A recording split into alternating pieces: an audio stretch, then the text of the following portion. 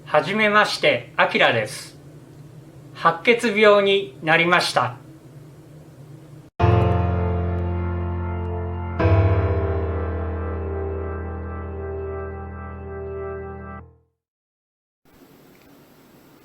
こんにちは。白血病サバイバーのあきらです。今回もまたノートを見ながら闘病記の続きをお話ししたいと思います。入院56日目、昨夜も体が痒くなりなかなか眠れないのも変わらずだったと。この辺はもうだいたい毎日一緒ですね。5時過ぎ、6時過ぎと2回の点滴が入った様子ですが、もうその頃になると眠さのピークが来ていて、眠っていて、看護師さんが見えて、6時過ぎの頃ですかね、その時にだいたい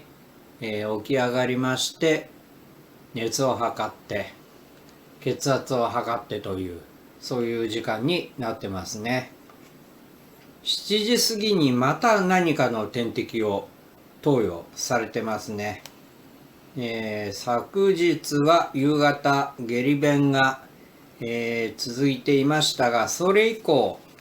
催さない。朝排便があったが、下痢の一歩手前のような柔らかい便でした。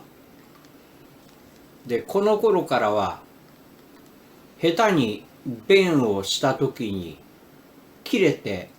血が出たりすると、そこから雑菌が入り込むということで、保護オイルのスプレーを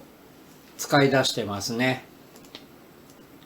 それほど気分が悪くないので、少し体を動かして廊下を歩いてますね。相変わらず息が上がってます。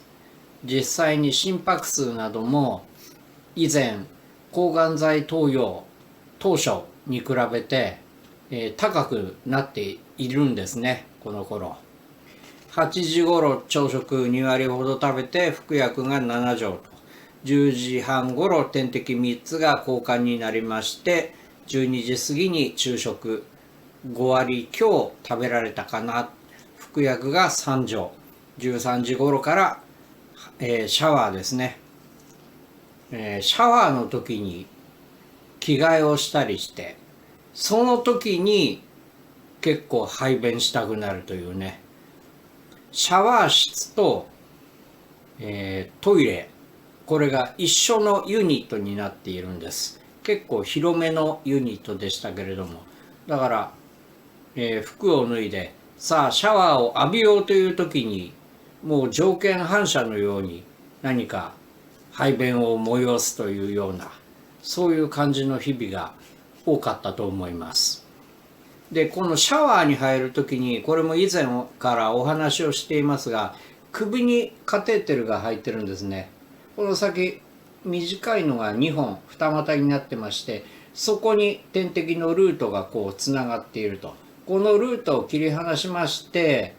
一旦止めましてですね、ここを保護するんです。で、保護して、防水のシートみたいなのを貼り付けてシャワーを浴びると。で、当初クビになったばかりの時は結構頻繁に水が入り込んで、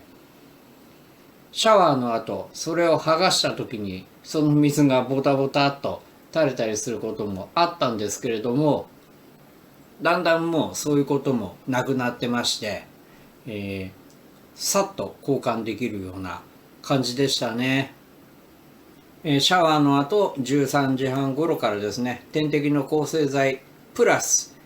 これから消化器官系に抗がん剤の影響が出て、特に喉はかなりの痛みを伴う場合があるよということで、ここで特筆すべきこと、ごくごく少量の痛み止めの点滴が入ると。この痛み止めの点滴が免疫抑制剤と同じように、やはりシリンジ、注射器ですね。針のついていない注射器、先に細い管がついていて、これを点滴のルートの途中のジョイントに接続して、そこから入っていくわけですが、これ用のまずポンプがまた設置されて、それでその痛み止めのシリンジをそのままの形でセッティングする。1日にごく少量ずつの決まった量の点滴が入っていくということで、点滴台にはポンプがまず2台、それから免疫抑制剤用とこの痛み止め用の少量ずつ送り出せるシリンジをそのままセットする形のポンプが2台、合わせて4台取り付きましたね。15時頃からまた次の点滴が入りました。排便、下痢、病室内でレントゲンの撮影がありました。また気分がちょっと悪くなっている。この気分の悪さっていうのは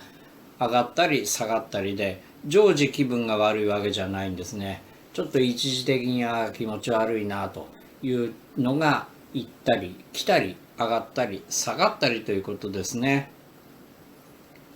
その後夕食前に廊下を歩いていますね。体をできるだけ動かしたいということで、急激に気持ちが悪くなってきました。なので、18時頃からの食事が一口食べたところでもうちょっとギブアップでした。それで、またトイレで吐いてしまったと書いてありますね。ただ吐いてとてもすっきりした。食事は諦めましたけれども、少し休んでからとにかく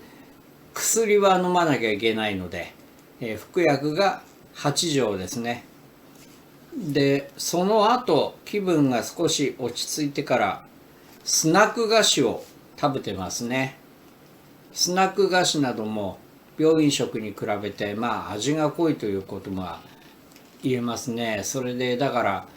だんだん口の中が嫌な味が残るようになり、いろんな味を感じにくくなっている。スナック菓子だとか時折食べる飲むインスタント食品などは味が濃いから分かるんですよね。だからそういったものが欲しくなるという感じでしたね。22時頃点滴の抗生剤が入りまして、23時過ぎにまた次の点滴、これ何か分かりませんけれども入りました。この辺りもこの辺のルーティーンの一部ですね。その後就寝の時間が来たと。入院57日目、また痒くてなかなか眠れなかったですが、いつの間にか眠って5時前の点滴抗生剤が入るとき、看護師さんが見えたときに目が覚めた。でもまた寝直したかったんですけど、痒くてもう眠ることができなかった。6時頃また看護師さんが見えまして、次の点滴、新しい種類の抗生剤だと。熱を測って平熱、血圧100台、採血が4本。7時半過ぎからまた次の点滴がたくさんありましたね。8時頃朝食1割ほど食べて服薬が7錠。9時頃また次の点滴、これはマグネシウムでしたね。朝から4つ目、10時過ぎに点滴のマグネシウムが終わる。これでまたカーッと体が熱くなる。結局ならない人もいるみたいなんですけども、自分は割といろいろなことが体に変化が起こりやすかったのかなという後にして思いますけれども、それから常設の4つの、点滴が交換になって、その後アレルギー止めが入った後ですね、11時半頃から点滴の血小板輸血終了後、遅い昼食の時間と被らないようにお願いしてましたからね、それを、食べて1割ほどしか食べられていない。服薬が3錠、14時半頃から点滴の抗生剤、排便柔らかいが下痢というほどではなかったと。16時頃遅いシャワー、この時にまた排便少量出ていますね。18時ごろ夕食3割ほど食べて、服薬が7錠、19時過ぎに点滴また何か入りまして、22時過ぎに抗生剤の点滴、終了後23時過ぎに点滴、抗ウイルス剤とここには書いてありますね。0時ごろ終了してそれから就寝ですが、本当に点滴の多い一日だったという感想が書いてあります。ということで今回は入院57日目58日目2日間の病院での様子につきましてお話をしました。よしおっさん頑張れと思っていただいた方はぜひチャンネル登録、高評価、それからコメントなどお気軽にお寄せいただけますと今後の励みになります。どうぞよろしくお願いします。